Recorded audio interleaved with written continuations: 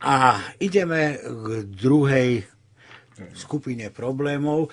Tu by som veľmi rád pohovoril o úspechoch Slovenska v oblasti životného prostredia a ochrany zvierat. Naše zoologické záhrady napríklad vykazujú veľmi zlepšené podmienky a preto sa napríklad podarila jedna veľmi unikátna vec na Slovensku. V zajatí málo kedy sa stane, že gorila má mláďa. Na Slovensku sa narodila gorila. Mláďa. No, mláďa, už je to aj stára. Teraz je také dvojzmyselné. No a napríklad v tejto situácii problém je jeden. Z firmu Planéta opíc, a teraz nedávno bolo dokonca cesta do stredu planéty opíc, vieme, že gorila je veľmi mocné, aj keď teda čiastočne inteligentné, ale predovšetkým nebezpečné zviera.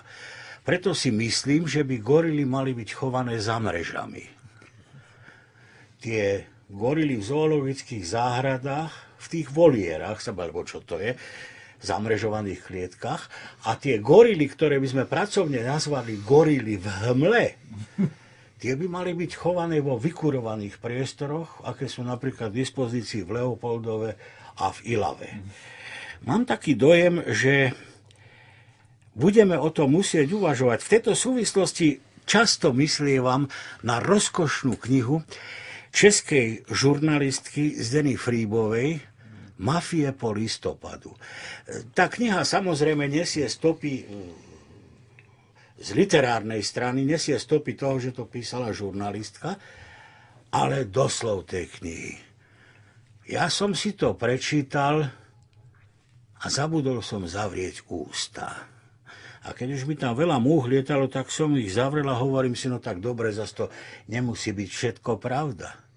Ibaže v zápätí som si uvedomil, že ak 10% z toho, čo v tom doslove bolo napísané, je pravda, tak žijeme v poriadnej žumpe.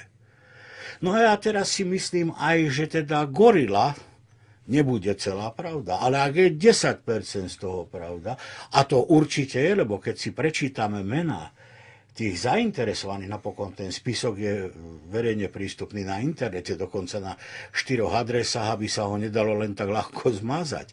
Keď si prečítame tie mená, to už ani nie sú politici, to sú potkania, krysy. Tak to sú presne ľudia, ku ktorým to aj pasuje, že oni v tej gorile naozaj môžu byť. Takže z tohto by sa tiež mali vyvádzať nejaké dôsledky. Nielen, že je komplikovaná doba vzhľadom na dlhovú krízu, ktorá tu je, ale je komplikovaná doba aj vzhľadom na toto. Tu sa naháňajú lekári, ktorí keď zoberú 10 deka kávy za euro 30, tak majú problémy a hrozí im odobratie diplomu.